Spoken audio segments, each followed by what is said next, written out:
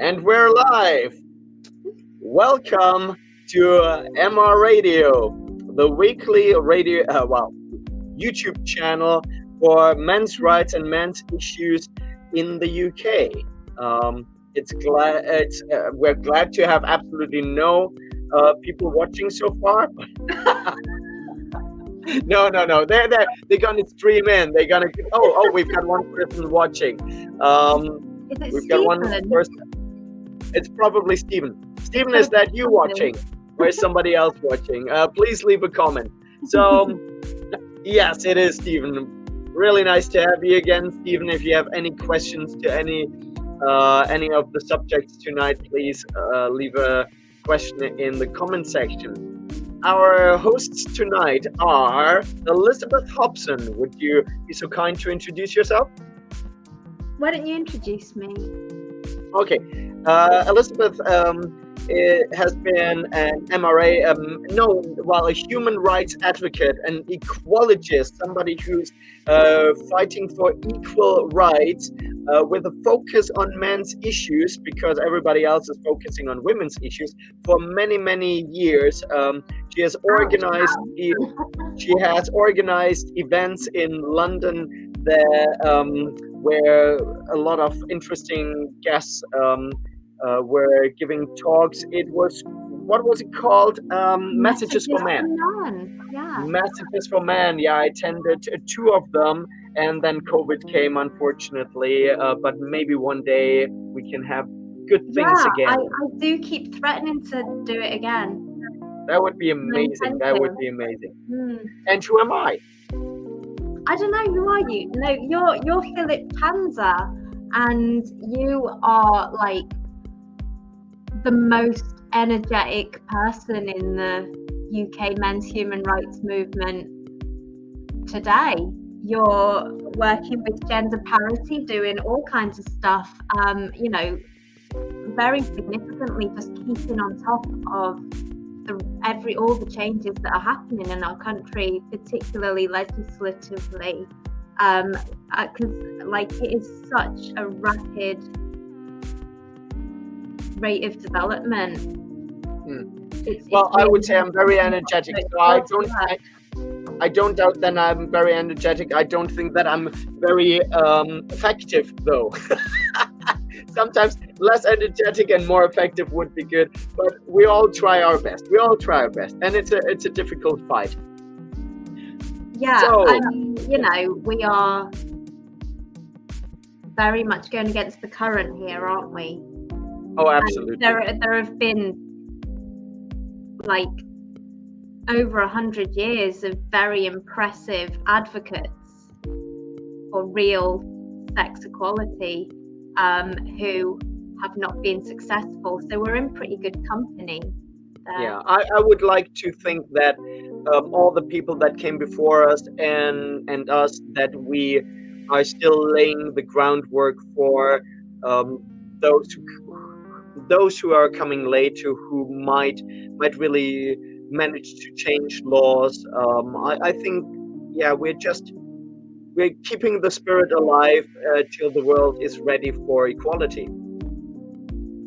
Beautifully put. So let's start with the show tonight. We have a lot of topics to run through, some a little bit longer, some quite short.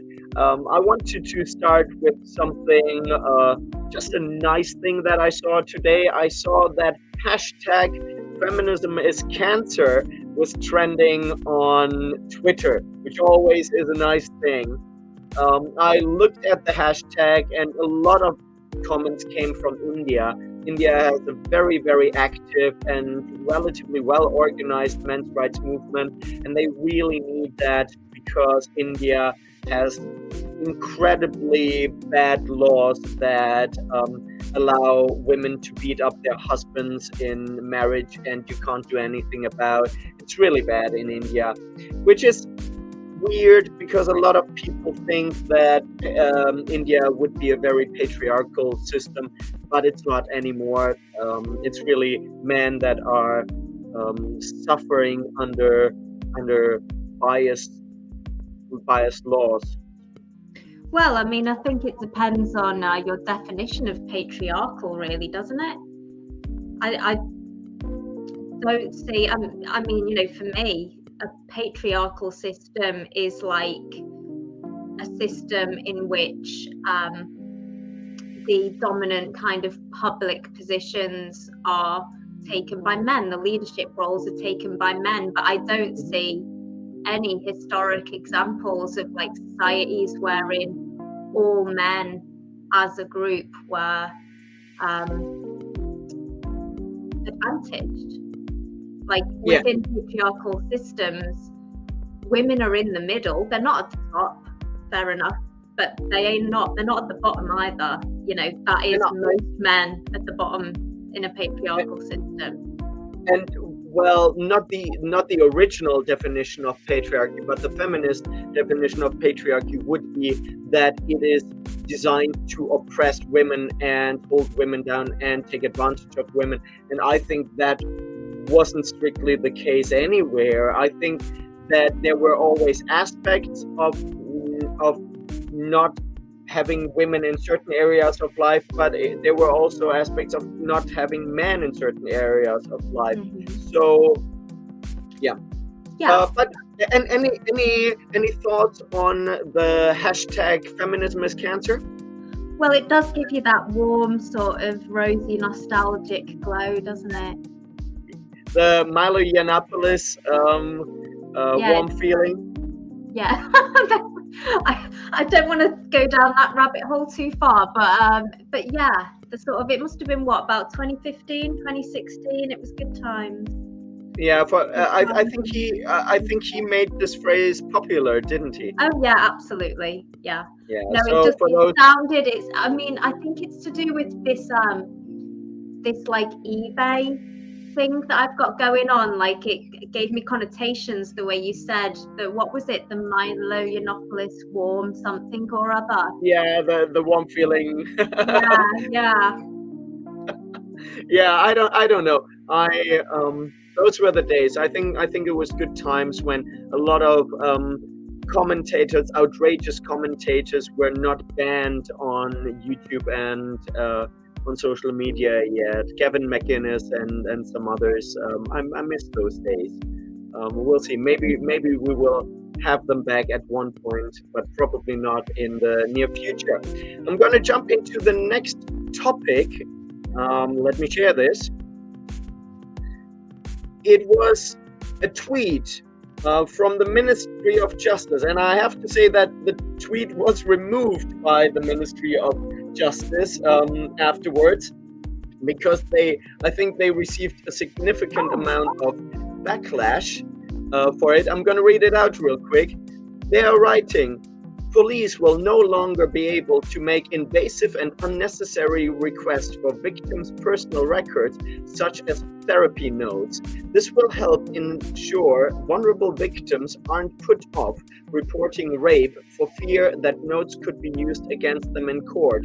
And the image that they shared says, rape victims' therapy note to be protected from unnecessary police fishing expeditions. Now, the thing is, and many people pointed that out, I'm going to read out some of the comments, that the police never did that. Some of the comments say... Well, that was my question. When you sent me the link to that tweet, it was still up. And I didn't actually read the comments, but I did click through to their fact sheet and the Ministry of Justice, like fact sheet and around a bit.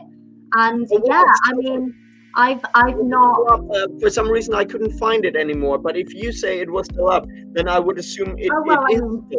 This was hours ago, so you know, okay. I don't know if it's still there now. But yeah, like my question was exactly that. Like, is that what the police have been doing? You know. Well, here are some comments saying an appalling tweet. As you well know, any request for third-party data originates from demands from the Crown Prosecution Services. It is absolutely not a police fishing trip. So that's what people have been saying, and a lot of people said this is so. It's really throwing the police under the bus, and the police haven't been doing that at all. I know.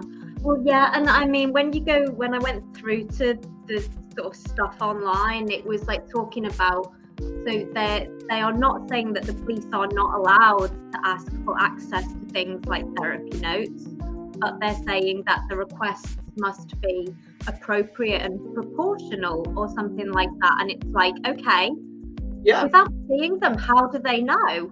You know, and how exactly is that defined? And it also says that if the police, you know, are found to have asked for this kind of evidence in a way that's not appropriate and proportional, then they can be sanctioned legally.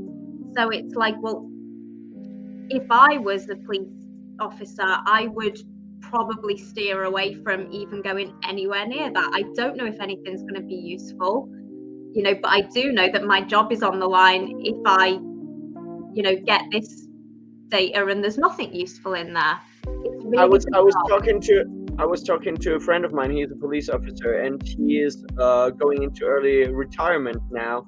And I asked him why, and he said, well, the job is just getting too hard because whatever you do, you're always the bad guy and you have absolutely no protection.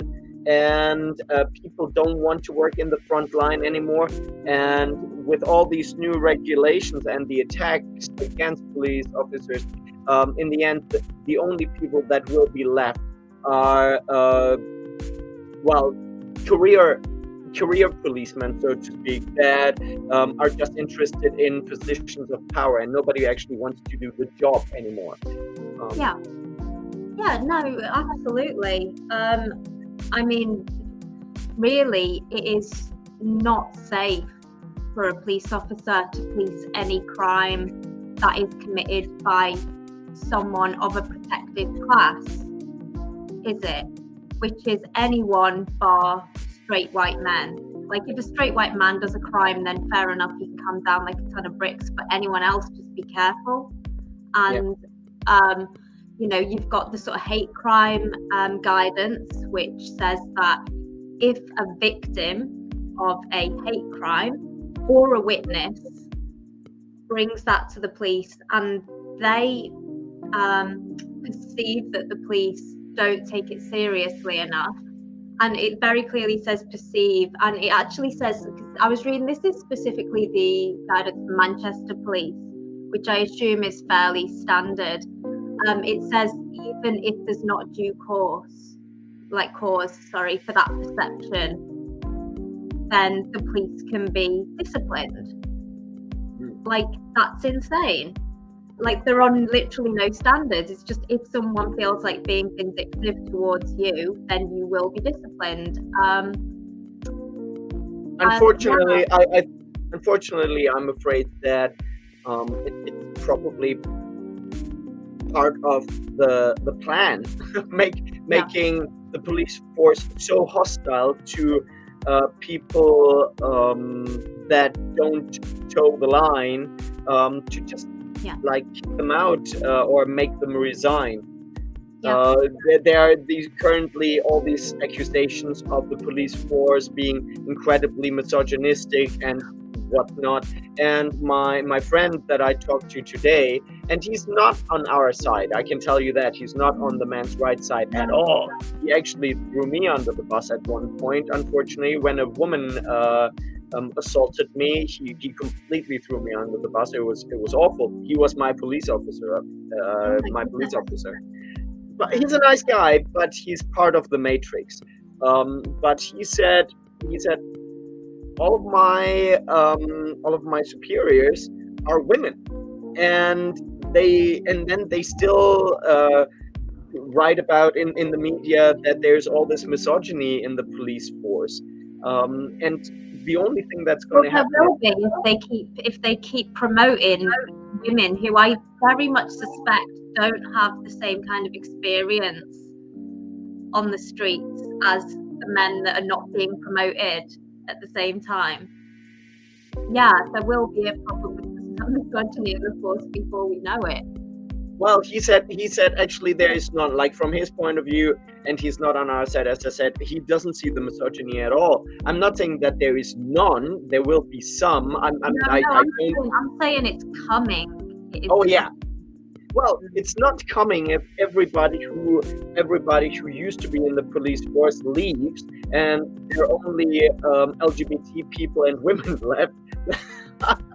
No, it's even worse. Like the most virulent misogynists in the world are women, especially bloody feminist women.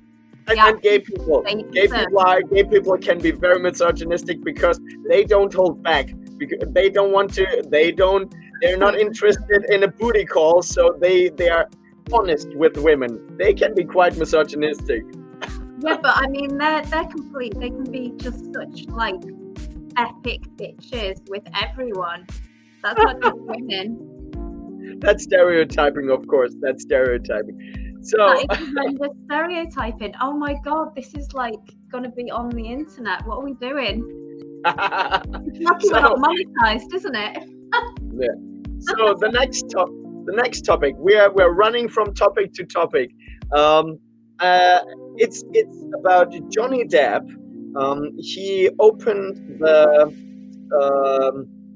the Cannes movie festival, the movie festival, and he opened it to standing ovations, and feminists are freaking out. And I to show that, I used one of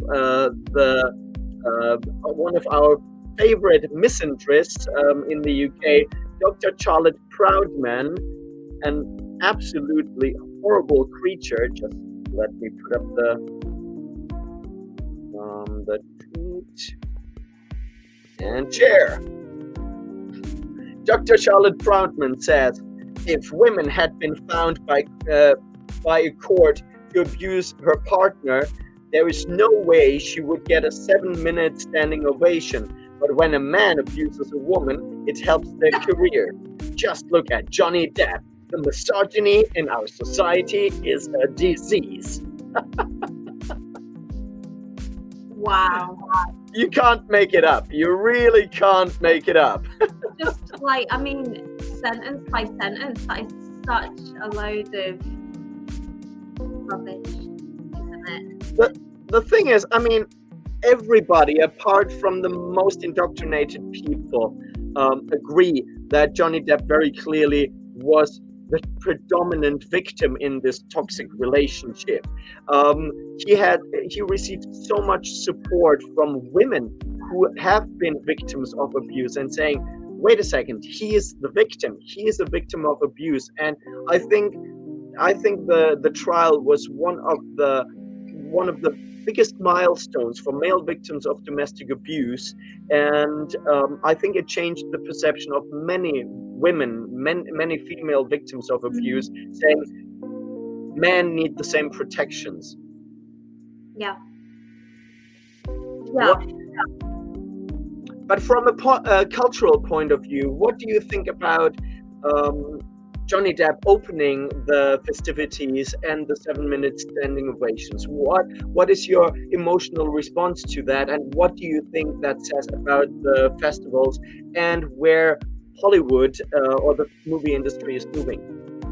That's an interesting question, actually. I mean, you know, my sort of initial instinct, it's like Johnny Depp is a megastar.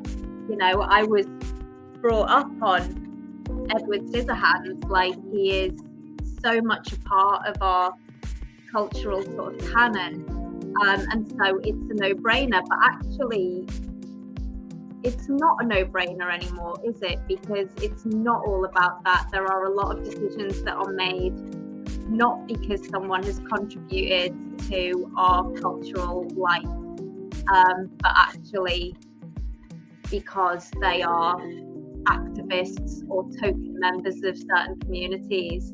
And so it is interesting that a straight white man who has, you know, at the bare minimum been accused of hurting a woman, abusing a woman, is given a prominent sort of position like that. You know, I think it's slightly different, the fact that it is the Cannes Film Festival, rather than, you know, it's not what are the like the Oscars or whatever in the States, you know, like Cannes is more about film as art, I would say, as compared to the kind of grandstanding competitions and whatever and events that are held in Hollywood. And Cannes has hosted controversial movies and controversial people like Lars von Trier, and I would say that overall the art scene in France and France as a culture is a little bit more risque, and film stars like, I think it was Brigitte Bardot, she came out very strongly against the Me Too movement, and she said, "Look, wasn't it Catherine Deneuve?" Oh, it was Catherine Deneuve. You're right. Yeah, but I do think that Brigitte Bardot said something as well, but I could be wrong. And she pretty much said, "Look, like, you're destroying flirting. You're destroying human interaction, and we've all done it. We've all been part of the casting couch, and it was just part of what we did, and we were willing participants." Yeah. But I do think that Khan choosing him, I do think there was a bit of an apology to that. It's like, you were, Johnny Depp, you were thrown under the bus, and I think it is an acknowledgement that he was the victim, and that after losing so many roles in Fantastic Beasts and in Pirates of the Caribbean, Khan said, "We welcome you back. You were treated unfairly, and we will give you a prominent position." That's what it feels like to me. And the fact that he had a 7-minute standing ovation, that to me is the response towards a survivor, and not just a survivor of domestic abuse, but a survivor of cancel culture and the culture war. And to me, that's significant. Yeah, and you know, also a survivor of the indignity of that horrendous process. You know, the televised court case that was so, like, such an indictment of our modern culture. You know, that was not something that should have been for public consumption. But actually, you know, despite the fact that the story that emerged from that was very ugly, I think he absolutely came through it with dignity. Now, this is very important. I don't know if you knew that. Johnny Depp said he definitely wants the court case to be televised. He said he wants every minute to be televised because he was falsely accused here in the UK, and he said he wants people to know what happened. That's why it became such a big public case, because he wanted the public to judge based on the evidence. And as Stephen Hatterley says in the comment section, Depp won in the court of the public opinion. And that's absolutely true. That is so important. By the way, I would like to know, we've got some viewers here. What are your views regarding Johnny Depp opening the Cannes Festival? What are your thoughts on that? Please share that in the comment section. I'm interested in knowing your opinions. Yeah, so did you not know that he requested it to be televised? No, I mean, I admit that I avoided watching that as much as possible. I might have seen a couple of little clips. I watched Charlotte Proudman's timeline on Twitter. At some moments where, you know, I saw things blowing up on Twitter, so I was like, okay, let's see what Charlotte Proudman has to say, and, you know, was what you would expect Charlotte Proudman to say. Yeah. Yeah, I did. I avoided it because it's deeply sad, I think, in many ways. And it was not something that I wanted to bring into my life. It went on for quite a long time, didn't it? It was like, I mean, that was hours and hours of viewing if you were going to watch that, and like that is a big emotional commitment, I would say.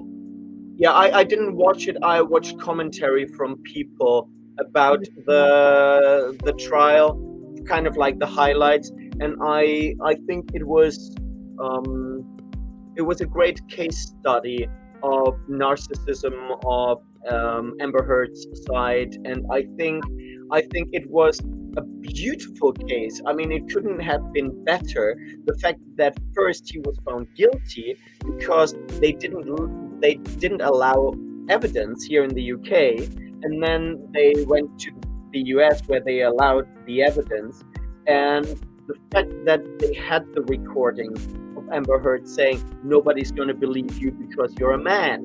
I mean, honestly, that was like in a movie. It was just perfect, highlighting the double standards. So I'm very glad that this case happened, and I just wish that Johnny Depp now would be an advocate for male victims of abuse. I understand that he doesn't want to play this role, but it would be beautiful if he would do that. Yeah, but to be fair, I mean, you know, that case, I think you're absolutely right, has opened some eyes, like quite a lot of eyes, like way more than sitting making intellectual appeals for justice probably would. So, you know, he's done his bit if that's all he wants to do, I'd say. But yeah, I mean, regarding Amber's performance, the body language, do you see any of the body language? Yeah. Is it the body language coach or the body language guy? His name's Enrique Rosas. He's got some really interesting videos analysing her body language. Yeah. I mean, she's an awful actress. She's an awful actress. I mean, if you lie well. Yeah, I know. Like zero effort.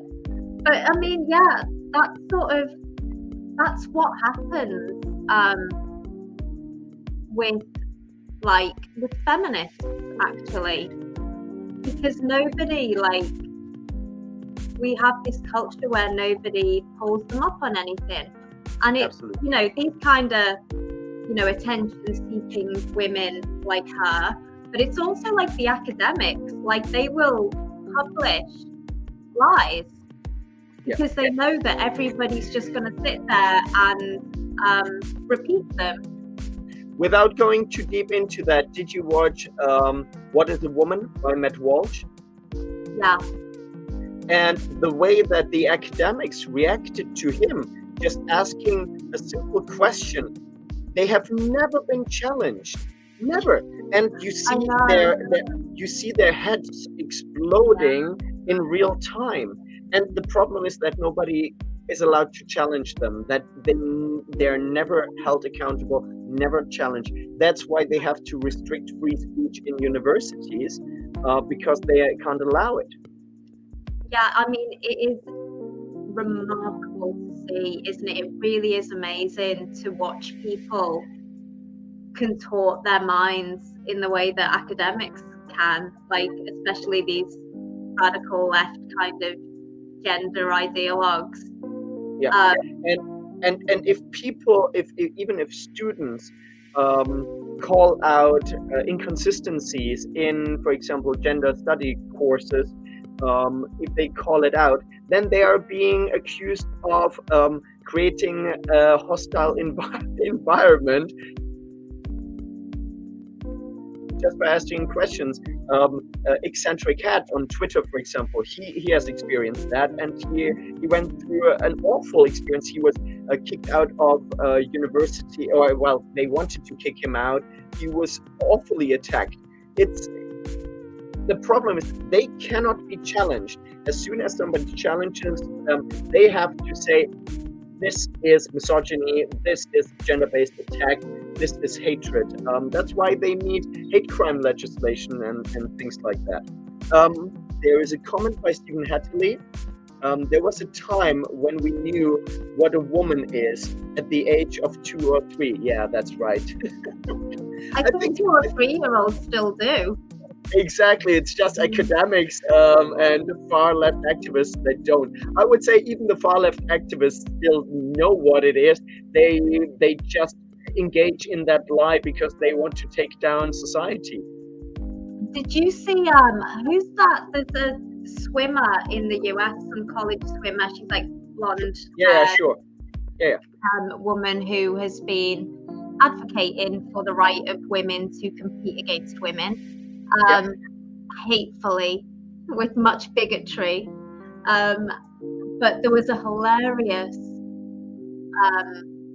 video clip of her. She was giving some kind of talk to a group of students at some university, and there was a professor who was really upset that she had the audacity to suggest that there were biological differences between men and women. And this guy is like standing there using these appeals to authority that, you know, he's got a PhD in evolutionary biology. Where's her PhD? Blah, blah, blah. And she says to him, like, so if like a man and a woman died and then you dug them up in 100 years, would you be able to tell their sex? And this guy's like, no. And the whole audience, all these students just burst into fits of laughter. It was like, they're all right, man. I'd love to see that. I'd love to see that. Share that link with me later on.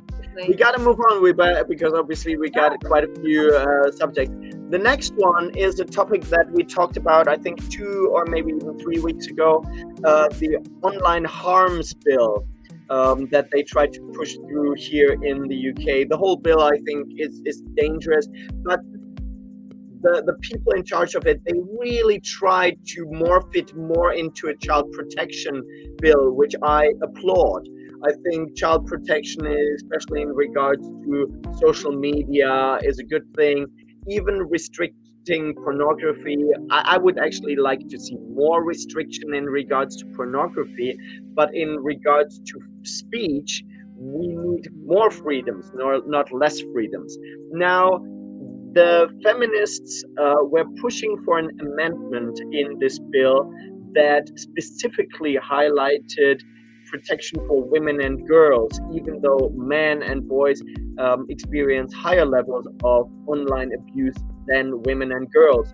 Now, 2 days ago, this amendment was debated in the House of Lords, and I highlighted some highlights from that. Spoiler alert, the amendment was rejected, luckily, but that's not the end of it. And I will say after I talk about the quote why that's not the end of it. Now, there is, do you know Claire Fox, Baroness Fox? Yeah, so Claire Fox was one of 2 baronesses who were actually talking against the amendment. One baroness, let me check if I find her name real quick. I want to call out the good ones. Yeah, her name was Baroness Stowell of Beeston, and she made the argument that we should not pitch the genders against each other. Men are not evil, men are not all vulnerable, and we should create laws that protect everybody according to their needs, and that we should be less divisive, not more divisive. So she appealed to, I would say, a common sense approach, and well, yeah, but it's common humanity as well. Absolutely right. It's common humanity, and I will quote her a little bit, and then I will also read out a little bit from. Who is it? I think it might be John Haidt who draws that distinction when he talks about civil rights movements, like, you know, Martin Luther King appealed to the common humanity of people of different races, and he was effective, and his advocacy led to great progress. But now, your kind of race, gender, all of these civil rights kind of activists appeal to common enemies, and it just isn't the way to do it. No. So I'm gonna read some quotes. First, I'm gonna read some of the negatives, and I tried to keep it brief, even though there are quite a few interesting quotes. And with the negative ones, I will not read out their names because it really doesn't matter. Most of the people speaking were in favor of the amendment, and they were just regurgitating feminist lies, and I'm going to read out some of them. Quote, I suspect that we all know the statistic that women are 27 times more likely to be harassed online than men. In other words, to have an online presence as a woman is to expect harassment. Another quote. Say that again. Where is that statistic from? I really want to see that, because I have not seen that statistic in any reliable evidence. So, and that is the important bit. This statistic was quoted by a collective of groups. They created a website to lobby for this amendment. And they have the website, and they have the quote with the 27 times, and there is a link, and you click on the link, and the link takes you somewhere that doesn't say it, and there is another link, and it leads nowhere. There is no research. It's completely made up. And this statistic has been quoted by I think about 6 or 7 times in the House of Lords, and we, Gender Parity UK, every single time we wrote out emails to all the participants of this debate saying this is a false statistics, there is nothing backing this up. We highlighted the correct statistics that men are more likely to receive harassment, online abuse, and nobody mentioned it. We didn't even receive responses to our correction, to our email. It's mind-boggling, the fact that they can get away with openly lying, and they can't even. It's now on Hansard repeatedly. Oh, absolutely. And, people who are going to be reading that from now on into the future are highly likely to come across that statistic, and unless they decide to dig into it, they might well imagine that bears some resemblance to the truth. And to be honest, that amazes me that it actually leads to literally nothing. I thought it was going to be some, flawed methodology that was prejudice. Nothing. Nothing. It doesn't exist. You could, for example, search for keywords. You could search for the word bitch, and if you define any use of that word as misogyny, and then compare it to some other word, you can find statistics from anywhere. There was nothing. But there was nothing there. Mean what they are built to mean. There was a really cool study that came out not long ago. It was really cute, where these researchers were looking for evidence of homophobia online, and one of the search terms that they were logging was #NoHomo, and they saw it was coming up all the time. They were like, oh my god, the young men are so homophobic. And then they looked at what the young men were saying, and these young men were saying nice things to each other, you look real smart, man, I can see you've been working out, you're my best friend, you know what I mean, #NoHomo. And I mean, the researchers themselves, they were it still shows that there's a negative stereotype about what a man should be. And it's I don't think even you believe that, do you? They're just being nice to each other. It's lovely. Yeah. So, as I said, most of the baronesses and some of the lords, they just regurgitated these false statistics and misrepresented everything. And now I'm going to read some of what Claire Fox said.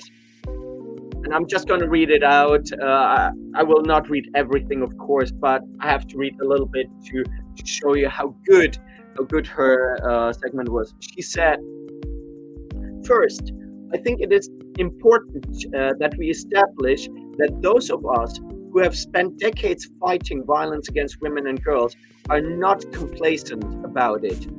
The question is whether the physical violence we describe in the bill is the same as the abuse being described in the amendments. I worry about conflating online incivility, abuse, and vile things said with physical violence, as is sometimes done. I note that Refuge, an organization I have a great deal of respect for, suggested that the user empowerment duties that opted to place the burden on women users to filter out their own online experience was the same as asking women to take control of their own safety and protect themselves offline from violence.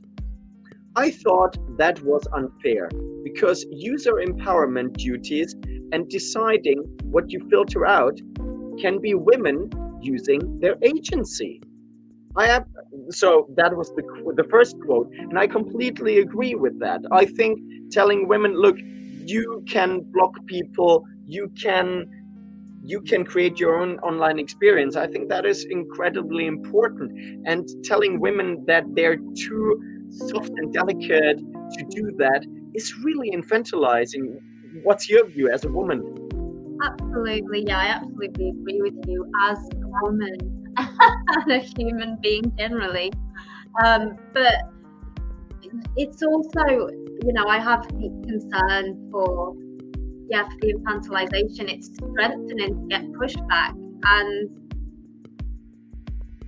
when it's verbal and it's on a screen that you can just turn off at any point or block anyone, it's like that could be a useful tool to work out how you handle yourself in debates. Sometimes you'll say, we've all said stuff online that's kind of stupid, hopefully you grow out of it because you get people pushing back and challenging you to be better. If you don't want to, you can always block everyone that challenges your idiocy. It's easy. But yeah, it's so absurd and gross and not progressive, this conflation of physical violence and hurt feelings. Yeah. I'm going to continue a little bit. So she goes on to say, the statistics are a bit confusing on this. There are often repeated statistics, but you need to dig down, look at academic papers and talk to people who work in this field. An academic paper from Oxford Internet Surveys from August 2021 notes that the exceptional prevalence of online hostility to women, it's largely based on anecdotal experience, and that a closer look across the British population, contrary to conventional wisdom, shows that women are not necessarily more likely than men to experience hateful speech online. It also notes, however, that there is empirical evidence to show that subgroups of women, besides journalists and politicians, can be disproportionately targeted. I will not go through all the statistics, although I do have them here. But there were very small differences of 2% or 3%. And in some instances, young men were more likely to suffer abuse. We also have to recognize that is a broad moral, social, and cultural problem, which I hope that we will try to counter. I am no men's rights sympathizer by any stretch, but I also noticed that the Ofcom report said that young men are more likely than women to have experienced seeing potentially harmful behavior or content online in the 4 weeks before the survey response. 64% of men as against 60% of women.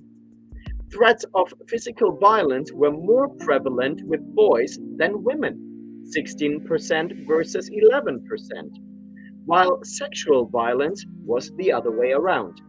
So, I want us to have a sense of proportion and say that no one on the receiving end of this harmful, nasty trolling should be ignored regardless of their sex. That is not the end of what she said, but that is the gist of it. I mean, that is just spot on, and I cannot fathom that she is the outlier in this conversation. And nobody responded to what she said. Nobody said, "Oh, we didn't know about that." Actually, after her comments, Baronesses had their earplugs and carried on with their conversation. They continued with the 27%. Can you believe that? It's absolutely outrageous. God bless her. Yeah.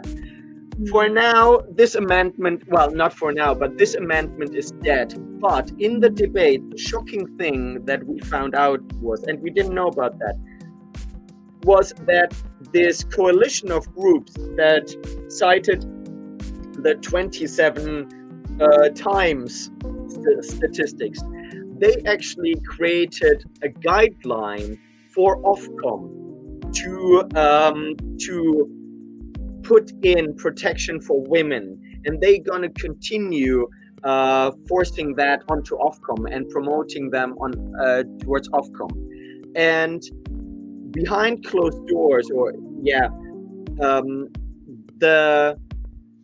the bill, the online harms bill, already agreed to something that the Domestic Abuse Commissioner and the Victims Commissioner, who are both raving lunatic feminists, that they have to be heard by Ofcom when Ofcom are working on their the implementation and guidelines of the online harms report. So the war is far from over, and now we have to look at Ofcom and pretty much hold Ofcom accountable. Yeah, I mean, it's like domestic abuse is a significant problem. Why are they wasting their time watching people argue on the internet? And it's like, and it is women and men who are like in politics, in media, in these high profile kind of public positions who are trolled, and they receive a disproportionate amount of abuse, in the main, who if they choose to put themselves in those positions, they should be more than able to tolerate it. As long as it's... There are problems when there are like young people who post something silly and get dogpiled and can't cope with it because they are not developed. But you've got like Jess Phillips and people like that who are intentionally controversial. Dad wouldn't even rape her, and and telling like these different stories about it, that she was laughing about it, but then she was really disturbed by it, and like all the men should be arrested and have their phones taken away or whatever. It's like, you're a politician, deal with it. You don't choose not to be abused online. I'm sorry. Now, fun fact: there was actually a study done into politicians, male and female politicians, and male politicians received more abuse than female politicians. The focus was actually on male conservative politicians. They received the highest amount of abuse, but people like what's her name? The first black Diane the first like female. Yeah, exactly, Diane Abbott. She received a lot of abuse, and the thing is, of course, abuse is nice. She was But like come the shadow chancellor, and she literally couldn't count. I mean, it's Diane Abbott. Come on. I know, and she says really hateful things, and it's just ridiculous. I think there was a moment where the politician receiving the most abuse was a woman, and it was Theresa May. Yes. Because if you're the Prime Minister, you get the most online abuse. That's the rule. Yeah. Exactly. And after that, it was Boris Johnson. Exactly. And who do you think receives the most online abuse? Donald J. Trump. God Emperor. But the thing is, he's literally Hitler. So hey ho. I'd love $1.39 gas and a mean tweet right now. So we're gonna move on to actually a positive story that you shared with me today, and that comes from Denmark, not from the UK. Unfortunately, we're not quite there yet with positive news regarding. Well, actually, it was a positive news that the feminist amendment was squashed. So that is positive news for now. So here's a good story from Denmark. Basking some vicarious sunlight from this news. Pardon, say again? I think we can bask in some vicarious sunlight from this news. At the bare minimum, the outcomes of this should be very clear within a couple of years. And surely when we start pointing to the outcomes of this and going, why aren't we doing this, taking this approach here, it's going to get increasingly difficult to say it's not needed, it's not going to help, there isn't a problem. So the story that we're looking at now, it was shared by VAWG, which is an international organization focusing on domestic abuse that is inclusive of male victims. And the story reads, VAWG comments government of Denmark for assuring equal support for male victims of domestic violence. On May 11th, 2023, the Danish Ministry of Digitalization and Gender Equality recently announced the decision to assure equal support for male victims of domestic violence. The Danish Minister for Equality, Marie Bjerre. I wondered myself. It looks like beer to me. Let's have a drink. Yeah. Explained, I'm pleased that we are now paving the way to ensure that men exposed to violence have the same rights as women exposed to violence. For far too long, we have not taken it seriously enough that men can also be victims of intimate partner violence and need help. The time has come to ensure that abused men and their children receive the same help as when a woman reaches out for help. Equality is for both women and men. Wow, that is insane. Oh, Yeah. let me continue reading that, because that's pretty cool. The equality decision is supported by leading political parties in Denmark: the Socialist People's Party, Liberal Alliance, Radical Left, and the Danish People's Party. I mean, this is just amazing. What is in the water in Denmark, man? The socialists and the radical left and everything are all on board. Now Denmark has been very feminist. Has anyone told them it's literally the current year? This is like, I don't know, some kind of 1970s shit, man. Now here's so the Scandinavian countries are overall very egalitarian leaning, and they have been very feminist for a very long time. Maybe there is an argument to be made that after you reach peak feminism, it calms down, and maybe some of the feminists actually wake up and say, well, maybe we should look into equality, but I'm not seeing that here yet. Yeah, I mean, I don't think you can generalize too much. Like, I know quite a bit about Sweden. Denmark, like, I know they have a really pleasant standard of living, and I know that they've got a king and he's kind of young and hip. That's about all I know. So I wouldn't want to assume too much about them. But it's highly interesting, like their left wing actually cares about equality. Yeah. Now I think what needs to happen, I would actually advise everybody watching this show, I would say, so I'm gonna put in, I already have put in the link to this website in the comment section or in the description of the video. Go to the website of Davia, copy some of the statements and send them to your MPs. Send them to Kemi Badenoch, the Equalities Minister. Send them to the Domestic Abuse Commissioner and to the Victims Commissioner, and also send them to Rishi Sunak and say, why not here? What's the problem? What's the holdup? If Denmark can do it, why can't we? That is a lovely slogan, man. Why not here? I like that. I like that a lot.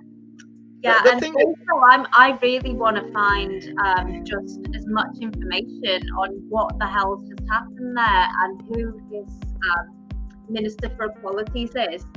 I'm also kind of fascinated that they've got a Ministry for Digitalization. Equalities. Like what the hell's that? What have they got to do with each other? I'm kind of curious about that. But when you follow the link in the Davia piece, it goes to something written in Jolly Foreigner. So I need to look more and get on Google Translate and stuff. Well, maybe you can look into this for next week and tell us a little bit about it. I'd be very interested in what's going on in Denmark in regards to this fight for equality. Now, I remember that in one of the Scandinavian countries, there was actually a guy who kept filing lawsuits against gender-based discrimination. Like there were concerts, for example, just for women, and he said, equality. You cannot have events just for one gender. That's gender-based discrimination. And he kept winning. Now, I don't know if that was Denmark or if that was a different country. I remember those. Yeah. So maybe you can look into that for next week.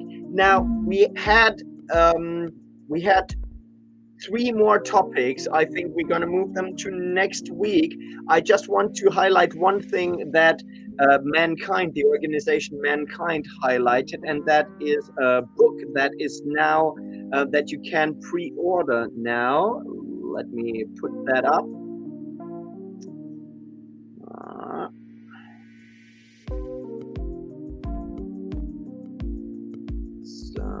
Sorry, it always takes a little bit to share the screen.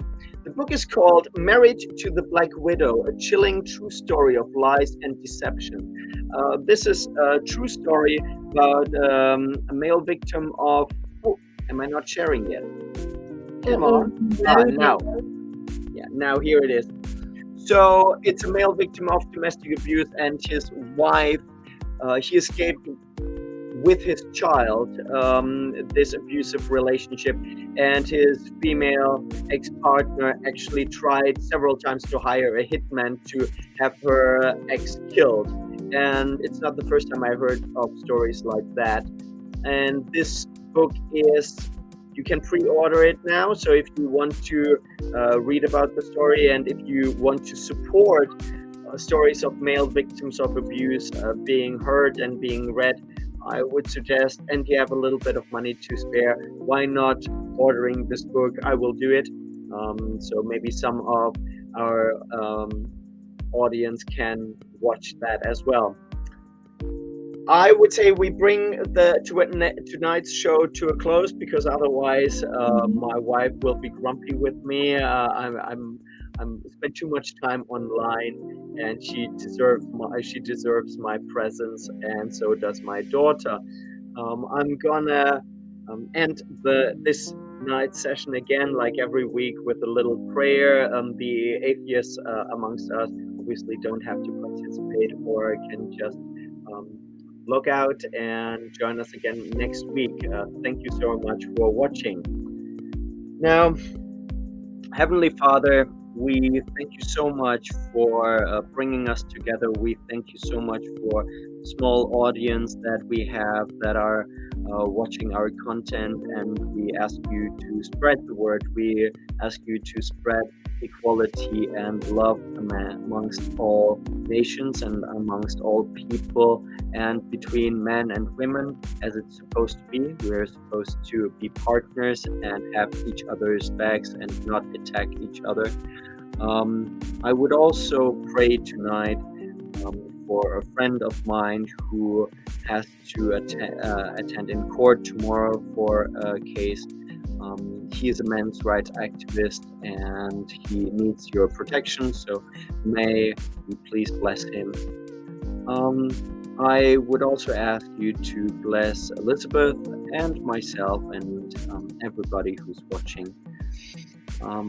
Any last words to this prayer, Elizabeth? Yeah, I'm really into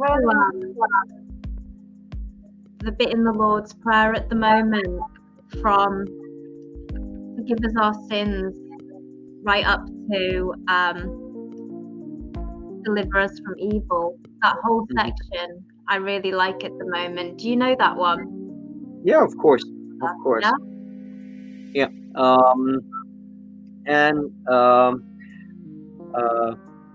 Okay, sorry, I have to, because I have 3 different versions in my head. Okay. Can you please quote it? Our Father, who art in heaven, hallowed be thy name. Thy kingdom come. Thy will be done on earth as it is in heaven.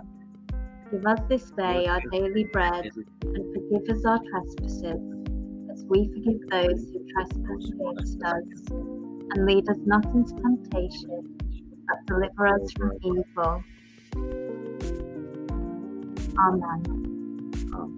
Thank you. The problem is, like, I know it in German. I know it in 3 different versions in English, and and I know the version of with sin, not with trespasses. So I always have to check in my brain which version. Even in church on Sunday, I keep have to reading it, because in my brain is always the German version going in the background. But thank you so much. Amen. And it was a pleasure talking to you again today. And everybody, if you like this video, please like it, share it, leave a comment in the comment section, even if it's just a small comment like thank you or this episode was shit. Do it, because it helps. It still helps with the algorithm. It still helps with the algorithm, exactly. So thank you so much for watching. See you next time at MRAdio. Bye, Elizabeth. Bye-bye.